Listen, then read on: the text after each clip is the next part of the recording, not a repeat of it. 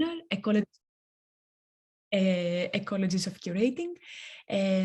We have approximately 200 guests joining us from 30 countries today. Thank you very much.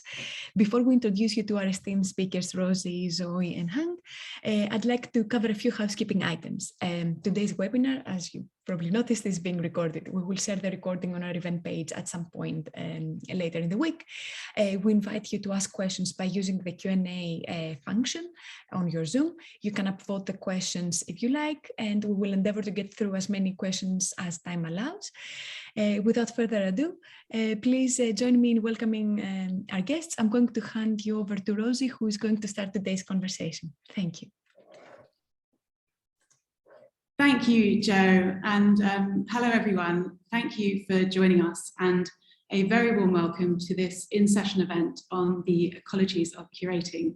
It's fantastic to have so many of you with us in our online audience today, and I'm very much looking forward to opening up these conversations and to taking some of your questions during the latter part of today's discussion. My name is Rosie Ram. I am a visiting lecturer in MA Curating Contemporary Art here at the Royal College of Art and course leader of the Curating Contemporary Art and Design Theory and Practice short course. Today's event focuses on the topic of the ecologies of curating, thinking about the ways in which networks and systems of curatorial activity might sustain the production and presentation of contemporary art and design, and how curatorial and artistic practices intersect and interact across local, national, and international contexts. And one of the areas that we'll be concentrating upon today is the potential for smaller scale institutions to support emerging artists and curators to sustain experimental modes of practice, to accommodate critical and political discourse, and to foster the development of groundbreaking new work through the commissioning process. And to explore this topic with me today, I am truly delighted to be joined by Dr. Zoe Whitley, Director of Chisenhale Gallery, a leading non-profit space founded by artists in the East End of London, which commissions, produces and presents new work by contemporary artists at a critical point in their careers, including recent and current commissions by Ryndon Johnson and Rachel Jones, and forthcoming commissions by Nikita Gale, Ayo Akinbade and The Vacuum Cleaner. In addition to her current role at Chisenhale Gallery, Zoe brings a wealth of experience to this notion of ecologies of curating. She is herself a pioneering curator who has held curatorial positions at institutions including the Hayward Gallery, Tate Modern and the V&A, as well as curating the British Pavilion of the Venice Biennale in 2019. Zoe also serves on the Arts Council Collection Committee and the Mayners Commission on Diversity in the Public Realm, as well as on the boards of Creative Access and Decolonising Arts Institute at UAL. And Zoe is also a graduate of the History of Design programme here at the RCA. So Zoe and I are going to be in conversation for about 25 minutes, and then we'll be opening up these discussions to your questions and comments. So please do use the Q&A function to submit your questions as these arise, because we'd really love to make this session as interactive as possible. So welcome, Zoe. Thank you so much for participating in today's conversation. It's really wonderful to have you here with us at the RCA. Well, thank you for having me, Rosie. I wanted to start actually by thinking about this notion of ecologies of curating as sustaining the development of contemporary artistic practice. And I was thinking about the history, the genealogy of Chisenhale Gallery as having been founded by artists.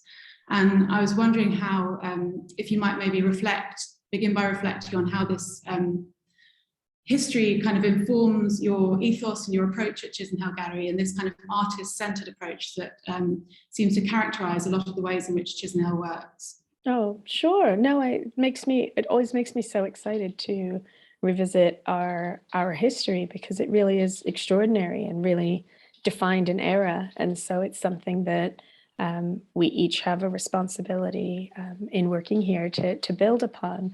And so in the early 1980s, many of the artists who were resident had studios in Butler's Wharf were evicted by the property developers who were changing that area right in Zone 1. And so not dissimilar from the stories told from artists being evicted from warehouse spaces in New York City.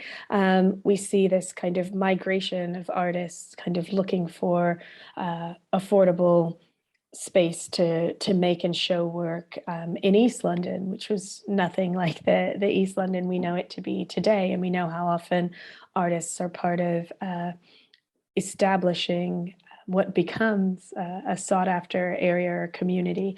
And in this case, it was no different. So on Chisenhale Road, which is a residential street in Tower Hamlets. We're just across the street from Victoria Park. So I think people often misplace us in Hackney, but we are Tower Hamlets Gallery. And right on the edge of the Hartford Union Canal is a very imposing warehouse building that was both a brewery warehouse and also a former veneer factory, and during World War II produced propellers for aircraft.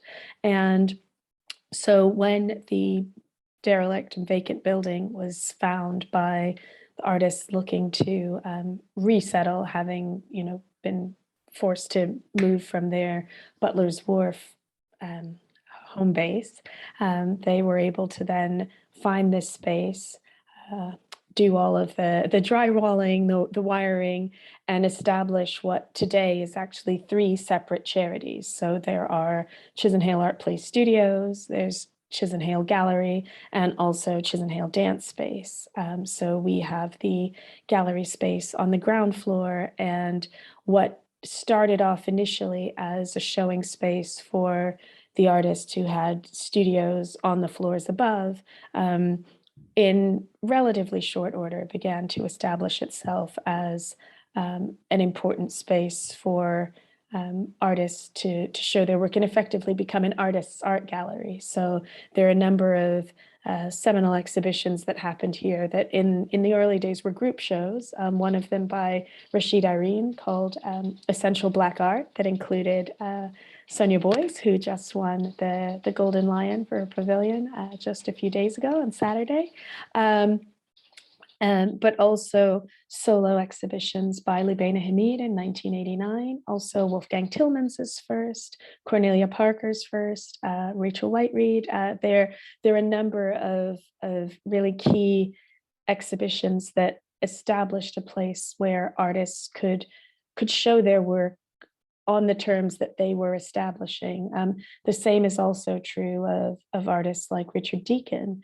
The sculptures that he showed here in 1986 are the works for which he was awarded the 1987 Turner Prize. So thinking about that and how effectively it's almost like a ripple effect, like thinking about these, how the impact that one artist makes can then draw other artists still to our space. And that is frequently what happens, that artists are a core part of our audience and a core part of how we are then able to speak to other artists and eventually to potentially, establish relationships or studio visits that then end up informing where the program heads next. So that's been an incredibly rewarding part of the journey that I think we're collectively a part of, because even with things that we've now established as stalwarts in our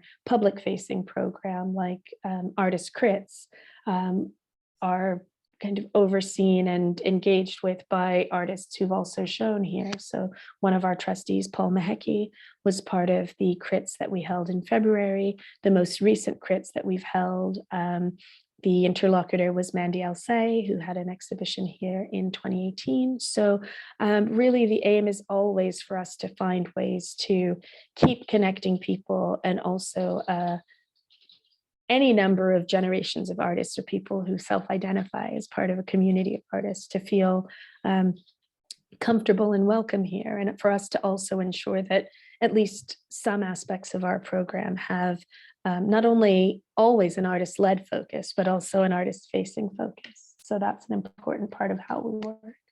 I think that's so interesting, that idea of a kind of feedback loop between the artists that are kind of presenting through the commissions process, but then also artists attending, and right from the level of kind of art school students. And I think introducing that crit format into the gallery space is also a really nice way to kind of bring that connection with art education into the space of kind of exhibition making.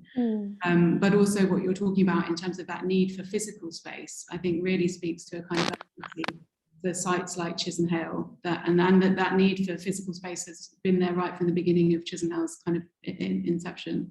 Absolutely, and I think really urgently so. And even more so, I think it's about the ways that we forge networks and communities, because not everyone has the privilege of being able to attend art school. So some of the idea of that, of even that crit format, is just providing a place where there is a kind of friendly critical framework for there to be a response to the work that you may not have, you know, from your family or your friends who don't quite get what it is you're doing. So for that to be able to be something that we offer free of charge is a really important through line in our offer.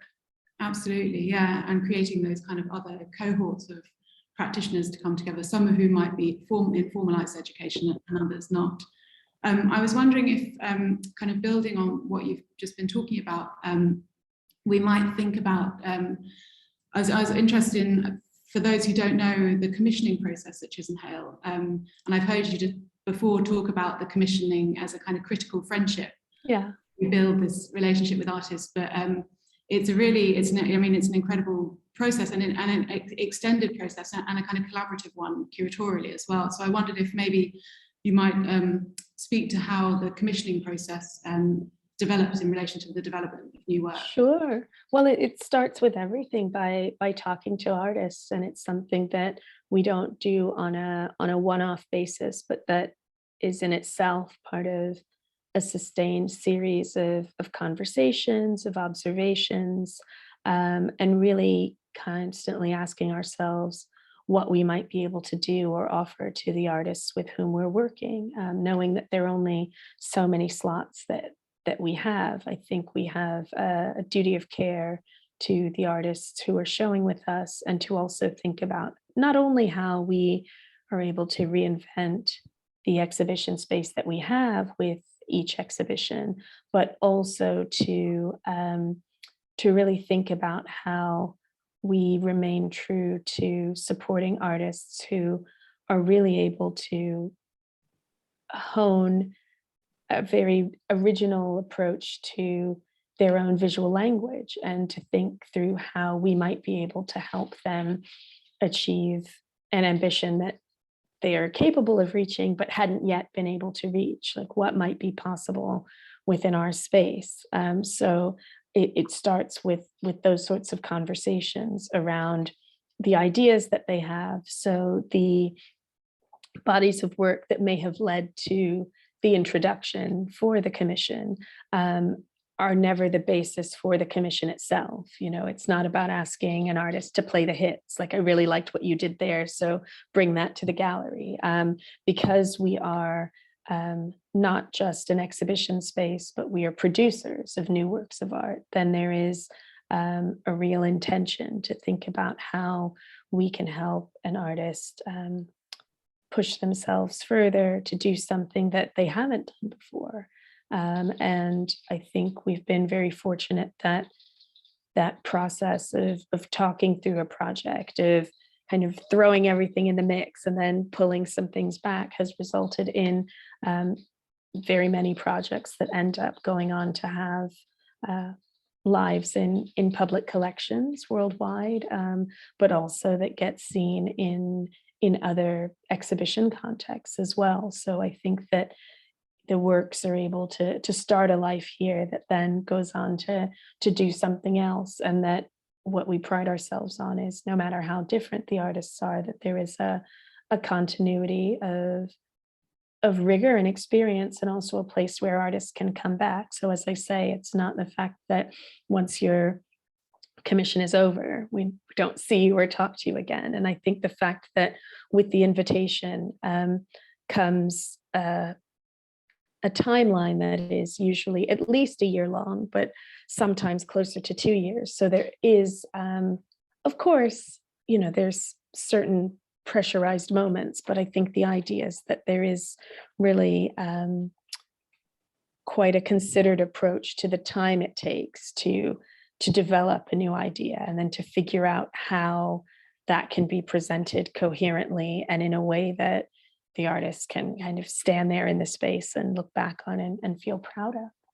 And it seems like so often your commissions respond quite specifically to the space of Chisenhale, quite specifically to the kind of physical and architectural space of the gallery, and the artists, that invitation to engage with the kind of site of the gallery seems to be quite a generative one in terms of that particular space as a space for the development of their practices. Absolutely. I think the way in which the space can be made and remade is an important part of the process. And again, the invitation is never just something that then happens at a remove, because there are site visits that happen, not only with the artists who are British in the program or based in Britain, but also for our international artists. And that's such an important part of our mission as well, that we're able to hold in balance those two things, that it's so important for us to find means of ensuring that artists in Britain are able to reach an international network of artists and thinkers and those who might be receptive to the work through the reach that we have, but equally for international artists to be able to come here and to engage with our British community. And I think that feels all the more urgent since Brexit, for us to not restrict ourselves to only one way of working. So I think in terms of the changes in pace and tempo of the program, certainly that volleying between geographies remains a core part of how we work, because what that means is that there are all these kind of different experiences and inflections that are brought to bear in how responses are created to the space. And that's happened, I think, in a particularly exciting way with Rachel's show right now, because, for instance, we have the windows in the gallery, all of them exposed for the first time in nearly 40 years. So, everyone who comes and says, I'm not sure I've seen the windows open. I'm like, yeah, you definitely haven't. But there'd been other projects where some of them had been exposed before. I believe Banu's, and also Paul Maheki's, there were a few, but only some of them. So what that means to have daylight in and to somehow be rethinking what for so long had been that kind of hegemony of the white cube, the idea of trying to make a pristine or, so-called neutral space, but actually to lean into the particularities of the space and what that might offer, I think holds a lot of exciting possibilities for people who come and work with us. Yeah, and it's so interesting, and I think Rachel Jones is such a good example of that. And it's not just that the space, the artists respond to the space, but they also kind of shape the space themselves. So it's like the space responds to the practice as well. Absolutely. Particularly kind of malleable context for artists to work in. It's a kind of dialogue with the space. And I think architecturally, even minor changes make a really big difference. With Brendan's exhibition, which was just prior, the fact that there were our heavy double doors on the space rather than it being open. So you don't have a sight line when you go in, and then you're kind of plunged into darkness. And then there's the Atlantic Ocean there kind of hovering in the floor.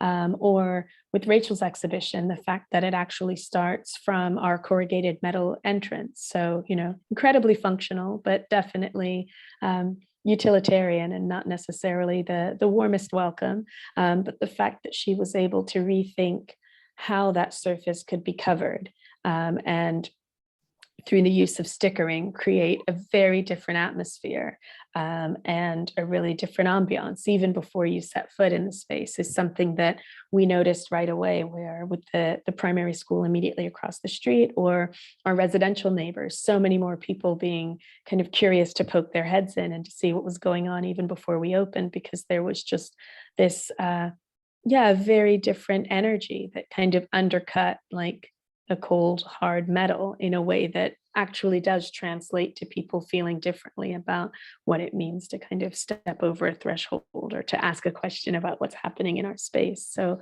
the ways that we've constantly tried to think about the interplay between what's happening inside and outside the gallery, I think has had some particularly interesting articulations as we were able to come back in the building so enthusiastically immediately after lockdown. So that translated to one of Rindon's sculptures floating on a pontoon on the Hartford Union Canal. So there's a work that you could see where you literally couldn't be in the building to see it. You had to just be, going on a walk, or you kind of glimpse it from afar. Likewise with Abbas's painting on the roof of this building, where the aerial view is actually only going to be seen by drones or birds, and not necessarily designed to be seen by everyone who passes, but still something that becomes part of the artist practice, that kind of witnesses something and that inflects the building in a particular way. So then the fact that we've been able to do something on the rear of the building, now the roof, and on the front was never kind of predetermined as a have to, but in each way, artists had an interesting way of thinking about how they wanted to engage with the building or the wider area that didn't kind of foreclose an experience only happening within the four walls of the gallery. Absolutely. And it really, as you were just kind of reflecting, that there's also each time we go to Chisenhale, there's such different things on show there. So it's also that encountering very kind of unexpected, because the commissions generate such different kinds of works of art that are, as you say, also different from the works that those artists have produced before. But I think I wanted to kind of build on that by asking, in terms of how you commission and program a kind of diversity of practices across the year and even across multiple years, thinking about both that diversity of kind of media and artistic forms that artists are working with, but also artists' kind of cultural backgrounds and the different their different kind of critical and political concerns that they're dealing with in their work, how you create such a kind of diversity of modes of practice and areas of interest across your program, looking across kind of multiple commissions. I think certain things just start to, I always have a hard time answering that question, because I think institutional leadership is so many things, but the fact that all of us who work together, we love artists, like the programming part feels the most intuitive, I suppose. And I think a lot of that has to do with the first question you asked about the history of our organization, and thinking through what feels true to our mission, and thinking about how we are able to work with artists who are redefining their chosen medium and able to do something incredibly surprising. So often what's interesting about the work is that it feels so fresh and exciting, and there are ways to think about how it might be elaborated for more people to experience physically. But it really does, somehow there just seems to be an alignment of certain artists, and then an awareness, as I said, of wanting to balance a range of media, a range of experiences and approaches, and again to kind of hold in equal balance a place where we can welcome artists who are based in this country, but equally provide a welcome for those who come from further. So I think that, I guess, a lot of the times the question is, what haven't we done before? And so it comes back to not just thinking about redefining the space, but making a welcome where each time we're inviting an artist who is elaborating something that will be new and surprising for our audiences. Yeah, it's really, I think that idea of creating a kind of welcoming space for artists who really speaks to that, to our notion of kind of how we foster these ecologies of curatorial and artistic practice. Yeah. And kind of building on that, I wondered if you would maybe reflect on, I was thinking about the kind of position of Chisenhale within a sort of wider ecology of cultural institutions and art organisations in London, but also in the UK and internationally. And there's something specific, I think, about Chisenhale's scale and the kind of focus of the programme on these individual commissions. But I wondered if maybe you wanted to reflect on the kind of role of Chisenhale within this wider ecology of arts institutions. Yeah, I think it's always interesting to me that for those who are familiar with us, there's potentially this sense that, you know, we're much bigger than we are, you know, that, you know, being a team of 10, but we enjoy a kind of an outsized reach or footprint. And I think that is because of the artists that we work with. I mean, fundamentally, and the way that, again, those artists then keep coming back, and the way that there is this kind of really fantastic overlap. It ends up being kind of like a relay. If I think of all of the meals that Rachel would come and have, or to come and hang out while Abbas's show was coming in, or then Nikita would stop by because she was in town, or, you know, that there's, and then now Ayo kind of, well, in Nigeria now, but working on her project, but seeing how things were going with the run up to Rachel's show, that there is this sense of anticipation and realization that are constantly in this wonderful kind of in flow.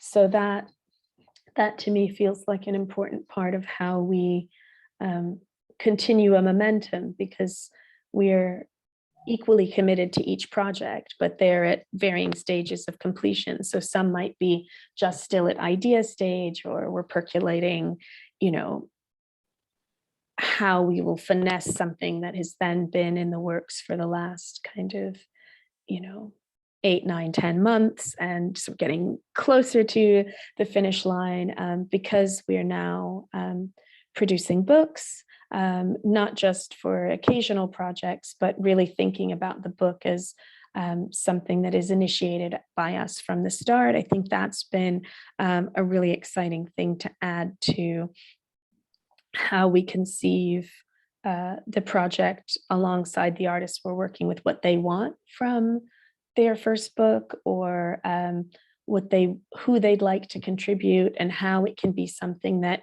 in no way seeks to replicate the exhibition, but will end up providing a way into their thought process, in a way that, you know, we are lucky enough to get to experience. So I think it's really about all of those things. It's constantly about thinking about how our talks and events program doesn't happen on behalf of the artist, but with the artist. And so everything in that respect really comes back to, that initial invitation, and saying, you know, what is it that you would like to achieve? How can we help you do that? And I think we're then able to have that live in the world in a couple of different ways now. But I think it's been such a hard 2 years that some of it is just the excitement of being back together in the building, and being able to share things, and to share space. And certainly that some of those fundamental questions that I think Rachel, for instance, grapples with so powerfully in her work really do come down to that. It's not painting as something that hangs on the wall for decorative purposes, but it's something that can obstruct space or hold space, that can make you think differently about the space that you're in, that you change your bodily relationship in relation to the work, rather than you know, somehow expecting it to be the other way around. And so I think that way of really challenging maybe some of the accepted wisdom around painting, or even what a painting can be, has been exciting to also learn from. And I think that that's something that we all like really, really love. Yeah, it's that, and it's so when you were talking about the launching of Chisenhale Publications, and the fact that you're doing published books with the artists now, and I think that really also speaks to the role of institutions like Chisenhale as a space that kind of fosters critical discourse, and now you're kind of producing a literature around the shows, and that becomes an even more kind of generous invitation to the artists, because that's something that kind of operates and exists alongside the commission but lasts kind of beyond it as well, and has this life beyond it. I think that's a really, and I always like the fact that there's the interviews that you do with the artists. So there's quite a lot of kind of textual material that is produced around a show that becomes this kind of space for developing the discourse around the artist's work. And that's always something that's exciting. And I urge everyone to go back and read. I spend a lot of times with many of the previous Chisenhale interviews, because they provide such wonderful insights into what an artist was thinking, right at the moment when the exhibition was about to open, what the thought process was, what the making processes were, what the context that they're engaging with would have been. And that I always like hearing directly from artists. So I think that feels like something that we can, again, continue to offer, building on a legacy that's been established over decades, which is really great. And those are not only available through like a physical booklet in the gallery or a QR code, but are also available kind of free of charge on our website. So I also wanted to ask about the way that Chisenhale is kind of supporting, as well as supporting artists, supporting kind of other kinds of practitioners and supporting young and emerging curators, and how I know you have various kind of fellowships at the moment that you've inaugurated and launched, but I wondered if you wanted to kind of reflect on the way that you're supporting and sustaining the development of curatorial practice as well. Yeah, I think it's important for us to think about, again, as the title of this talk implies, a whole ecology. So none of us can do our work without artists, but I think that given the way that Chisenhale is able to work so effectively with artists kind of individually, that while we are a small team, there is a responsibility and a commitment to find ways to also nurture where and how we can individuals who may well be part of the next generation of arts workers and thinkers.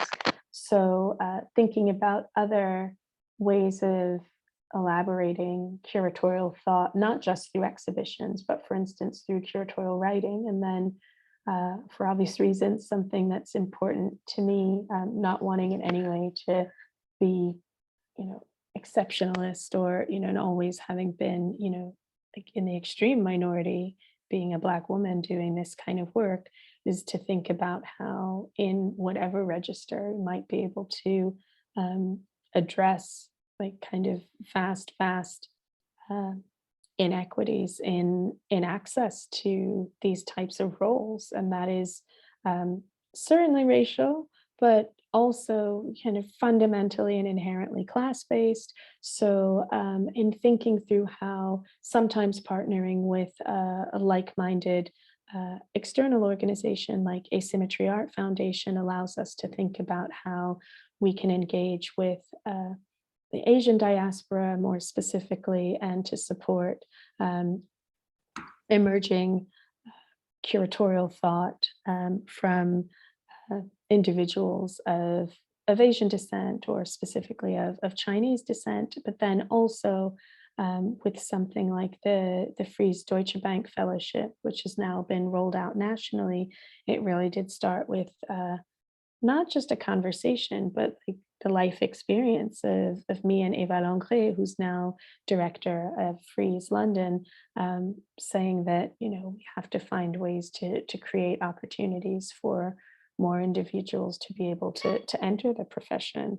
And certainly when I was starting my career, it was still the norm for work to be unpaid. I think we've moved beyond that point, but certainly not to a point where many people are able to be on a living wage. And we know that through AN and other organizations that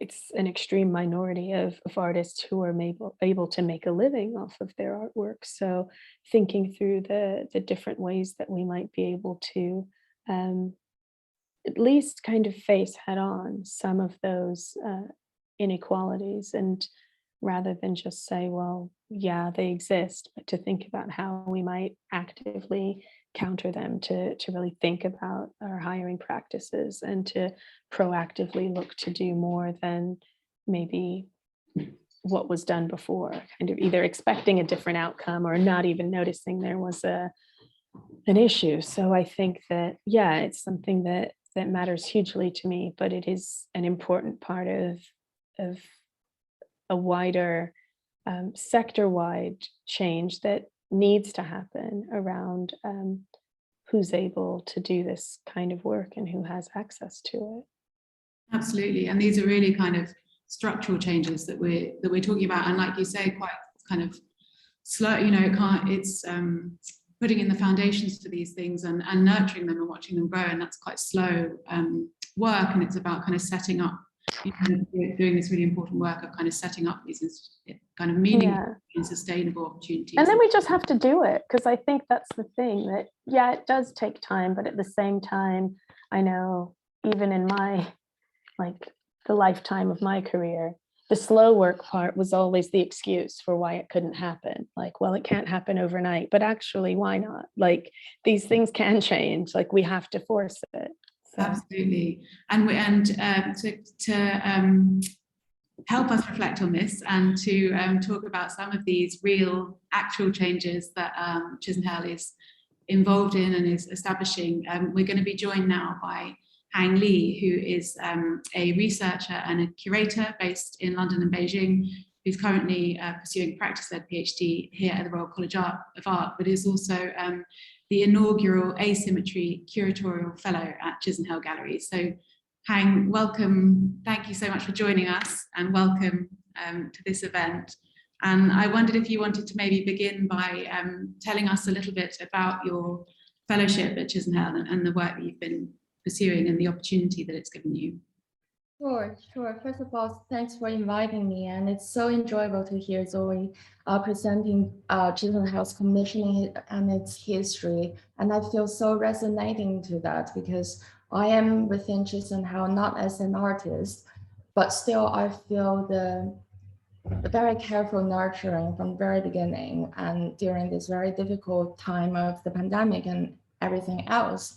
I just feel like Chisenhale has done enormous work in supporting all the people involved into the programming. And in terms of my project, I'm particularly focusing on online, because my project started right in the middle of the pandemic, wherein no one could literally in London work from face to face. So everything happened online. Zoom becomes so usual that we tend to stay in Zoom from morning to night.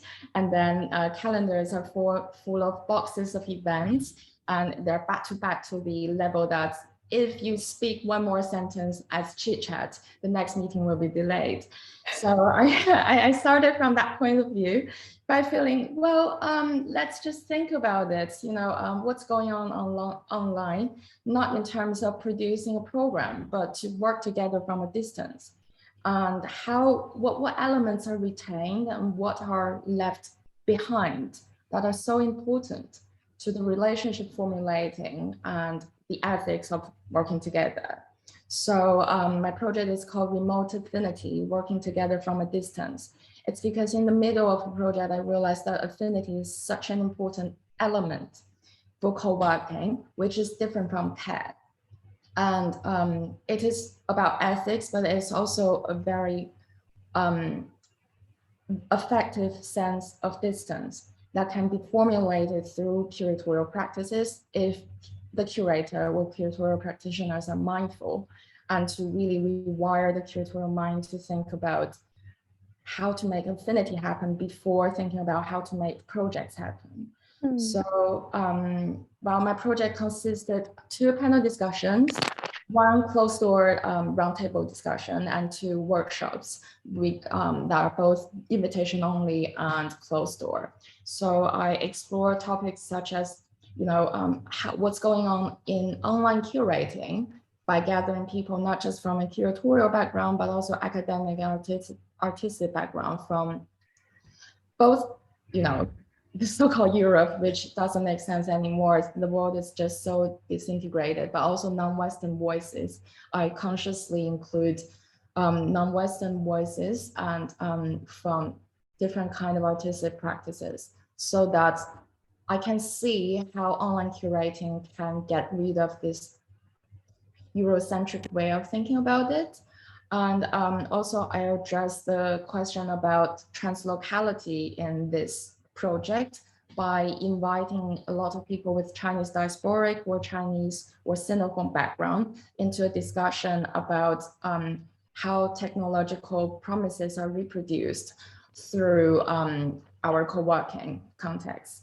And also by looking at, for example, history, technology history, by looking at media studies and other discourses, and how to bridge the gap between these discourses to figure out the question and to ask the question together, and to think about, what's missing for us to be able to even communicate when it's happening, especially online.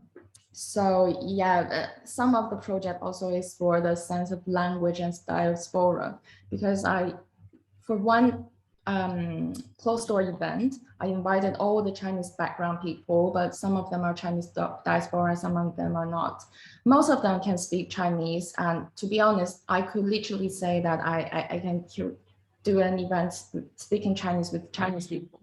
But after careful consideration of that, I decided to use English so that we keep it open for all the people willing to join in from a Sinophone and broader kind of Chinese diasporic realm. Those people, some of them just don't speak Chinese, first of all, and also for care and safety reason that all we're talking about are so sensitive within Chinese context. And as a curator or curatorial practitioner, I explored the meaning of care by just not using care anymore, because I'm not caring for them. I care about them, yes, but I think I'm trying to formulate affinity so that people can have trust and safety in discussion. And also I'm very committed in keep digesting what they have said generously within the event by thinking about it again and again until a certain point that I can feel I'm able to document that and make it public. So it's really another way of thinking about what curating means, which is the kind of aim of this project. Should I stop here? Thank you, Hang. It's so interesting to hear you talking about your fellowship, and clearly it's been such a valuable and generative context to work in dialogue with Chisenhale and thinking about these questions. I'm just aware of time, so I'm going to open it up to the audience discussion, because we've had some brilliant questions coming in from our audience. I know we've got the students from the Curating Contemporary Art MA programme here at the RCA watching in a nearby lecture theatre, and they've been sending their questions in. But I wanted to start, and this kind of relates to actually one of the things that Hang mentioned, but Zoe, maybe if you wanted to reflect on how someone has asked about how the pandemic has changed the way that you worked, and maybe thinking about online particularly, and kind of online modes of programming, and how that's changed, even perhaps thinking about the locality and location specificness of Chisenhale. Yeah, thanks for that question. And thank you, Hang, for giving such a wonderful and beautifully concise summary of what you've done. I don't think I certainly couldn't have done it as well as you have, but I think the deep thinking and precisely the way that affinity has come through in your curatorial thinking has certainly benefited all of us here a huge amount.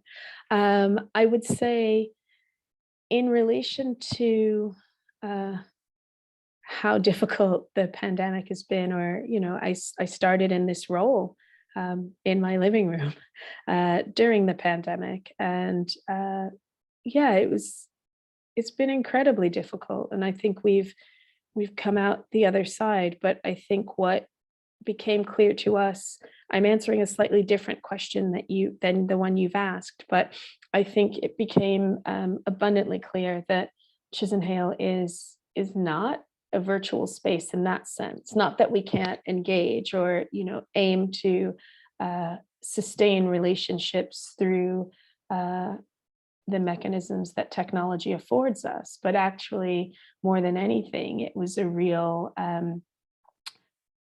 wake-up call that we needed to double down on what we're doing in real life. So that took place in a number of different ways. During the pandemic, we ended up working with another arts charity called Art Is, that places artists and primarily musicians and performance-based artists in primary schools. So we embedded an artist in the school across the street. So again, the way that we could be most helpful during that time, my having spoken to the head teacher at Chisenhale Primary, was not through photo ops or workshops or tours that we could normally do, but just saying, well, if what we do best is aim to get people close to artists, what we can do safely is put one artist in the school. And that made a big difference during that time.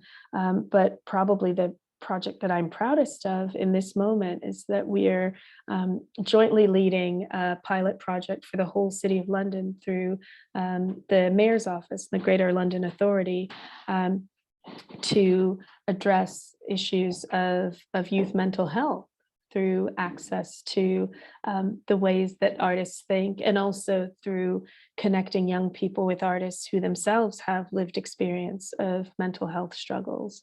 And so we're working through our CAMS, so that's the Child and Adolescent Mental Health Services in our local borough of Tower Hamlets, with a group of 10 to 14-year-olds who are working with an extraordinary textile artist named Tyrese Holder, and then a group of 18 to 24-year-olds are working with an artist who works primarily in photography, but also in moving image, named Becky Warnock. And that age group made particular sense to us, or we felt a kind of an acute urgency, because if you're a young person who's had any sort of dealings with the mental health services, on your 18th birthday, you're no longer a child. So effectively, until your next mental health crisis, you wouldn't necessarily have some of the support systems that you may need. And we've tried to approach this as gingerly as possible. We're not Médecins Sans Frontières. We can't deny that if your house is cold, or there's no food, or there are many other things that austerity and other things have wrought in terms of the stressors on your life, that art's not going to fix it, but being able to be in community, or if I can borrow Hang's term from her research, the affinity of being around other individuals who at least have a sensitive way of being able to relate to what you're going through, and to think about how certain creative outlets might be beneficial to an aspect of your life has been an important part of how we've focused our work. So remaining true to our artist-led mission, but finding different ways to make sure that that can connect with audiences who may have never come to the gallery before, but now know that there can be a relationship that is sustained there in some way, or who, maybe they'd been discouraged from pursuing art, or told they weren't very good at it, whatever it may be. But to have those opportunities, those are the types of projects and the ways of thinking that start from our same artist-focused commissioning, producing kind of thinking, but that can have a different outlet.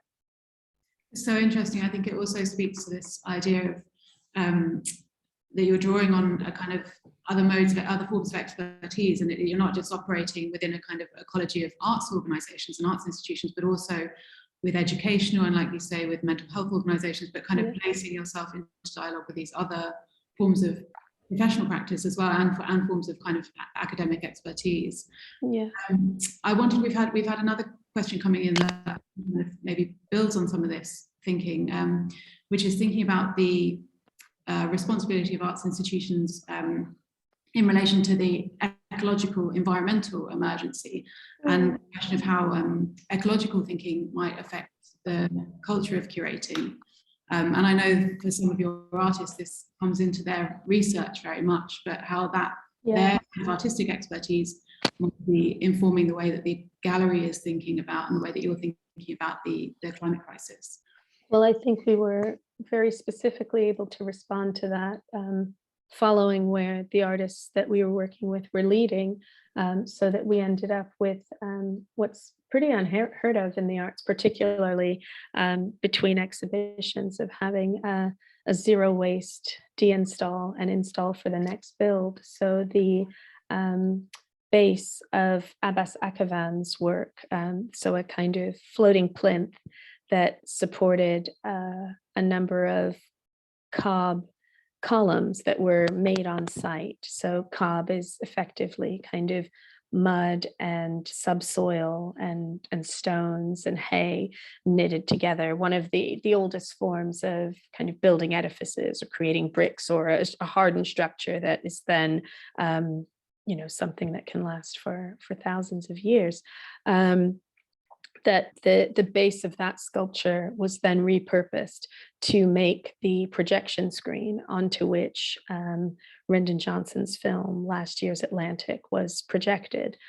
So we were able to entirely recycle the cob, because that's completely organic materials, but then not to have thrown anything away. Certainly from one project to the next, if we think of it like a relay race, passing the baton from one to the next won't always be as seamless, but I think it is important for us to think about. And I think the fact that artists are creating the mechanisms to include that within their commissioning process means that we can't but respond to it.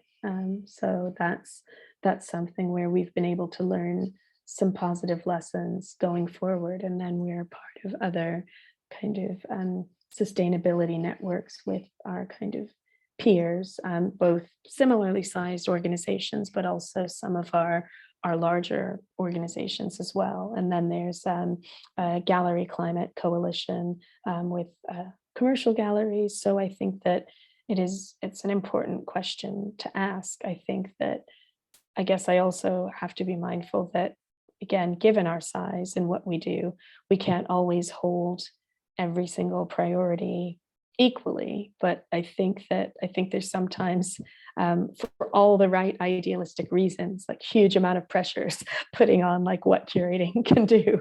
And I think that there's limits to that. And so I don't want to overstate what we're doing in that regard by any means, but it's definitely something that we think about. Mm. And your answer kind of reflects another question that we'd had, or kind of responds to, around kind of mutual learning between the artistic practice, between and within the gallery, within the institutional team, but also I suppose with other organisations and institutions as well. But I just wanted to come to another question in the chat. We've had some, unfortunately, we're not going to be able to get through them all, but there's some really fantastic questions coming through.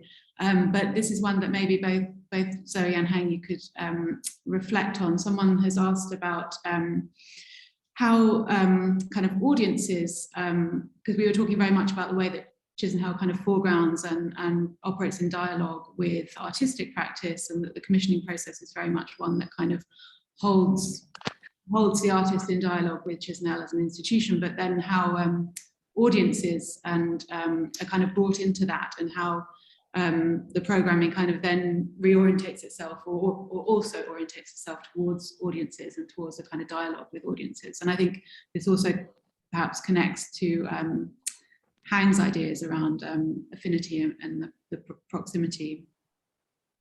Yeah, they're not mutually exclusive. I mean, you make an exhibition for someone, you want, so I think it's important for, again, that curatorial process or the curatorial knowledge to not be obstructive. You're not there to stand between the public or a public or, an audience and the work, but to try and facilitate as many different routes in and ways as possible. So I think, yeah, that's just, I'm not sure how else to answer the question, but that's always part of our that's always part of our goal. I think that's why it's part of where Chisenhale Books originated, knowing that actually, while I've been delighted by the sharp increase in our local footfall, certainly our international footfall has gone down for obvious reasons, but our projects are so worthwhile that the books become another way to disseminate those ideas. You know, the events that we are able to hold online or as hybrid events then connect audiences with the artist's own opinions and perspectives on the making of the work. So again, I think just every part of the process has a kind of, it's never a hermetic or insular or inward looking process of commissioning. The idea is that there is this exciting way of trying to share that as widely as possible in an outward facing way. And Hang, did you have any thoughts on where you're on mute at the moment, but just did you want to reflect on the way you'd been thinking about Chisenhale's audiences during your fellowship? Right. So Chisenhale's audiences is with so many sources and diversities. So within my project, I was just trying to bring forth potential audiences that I saw Chisenhale has affinities with, which are, for example, cultural activists, social movement builders, and those people being in a kind of censored lands that try to resist depoliticization in different means. There are lack of places to feel the trust to talk about issues and to be heard. So I am focusing on these people and trying to not limit the discussion within the kind of artist-led or artist-run practices, but to think about the other kind of long forgotten affinities between artistic practices and something else that shared standpoints or commitments. And then how do I bring that through curatorial practices, and what's the ethics behind that and risk is really what I'm currently exploring, which includes but not limited to, for example, ethnic injustice, mental health issues, traumas. And by thinking about all these and committing in not ignoring any part of that, I think also the audiences came to my event feel that some of the events are open, so the audiences were very generous in sharing questions and feedbacks. But also for closed door events, we actually managed to formulate long-term friendships, because none of us came in with a short vision way of understanding a project. We all came here for long-term mission, so that this event is just happening so that we can get together online and to see how it goes. No one liked Zoom eventually, but everyone enjoyed the event itself. Right. So after that, people got connected. I think that's how I understand audiences in relation to affinity and Chisenhale. Fantastic, thank you so much. I think that's really very articulate response to that question, and it actually speaks to other questions that we had around this idea of how one might engage with excluded audiences or audiences that are harder to reach and kind of bring into the gallery. Yeah. Unfortunately, we're going to have to, I know Zoe's got to go to another meeting at 1, so we're going to have to end today. We could keep going for a very long time with these conversations, and we've had some really fantastic questions, so thank you very much to everyone who's posted their questions, and sorry to those who we haven't been able to address. But I wanted to finish by saying a huge thank you to Dr. Zoe Whitley, Director of Chisenhale Gallery. It has been an absolute pleasure talking to you today. And I just wanted to thank you for all your generosity and your openness with your answers. And a huge thank you to Hang as well for joining us in our conversation and for sharing your experience of your Asymmetry Curatorial Writing Fellowship. And I also wanted to say thank you to everyone who's joined us at home, at work, here at the RCA, online. And I would really encourage everyone to check out the Rachel Jones exhibition that's currently on at Chisenhale, which I think is open until the 12th of June. It's a fantastic exhibition to go and see. I'd highly recommend it. And if you'd like to continue exploring these ideas of ecologies of curating here with us at the RCA, there are still some places remaining on the Curating Contemporary Art and Design Theory and Practice summer school this year, and do have a look at the MA Curating Contemporary Art programme here at the RCA, and the web pages for those are online. But thank you so much, everyone, for joining us, and I hope to see many of you very soon. Thank you. Thank you. Bye. Bye. Thank you, Rosie. Thank you, Hank. Thank you, Zoe, for sharing your thoughts and expertise. And thank you to everyone who joined us for today's In-Session talk. If you have any additional questions or would like to connect directly with our team and other speakers, please use the contact information on this slide. And follow us on social media at RCA Short Courses on Twitter and Instagram. Thank you for your time. Goodbye.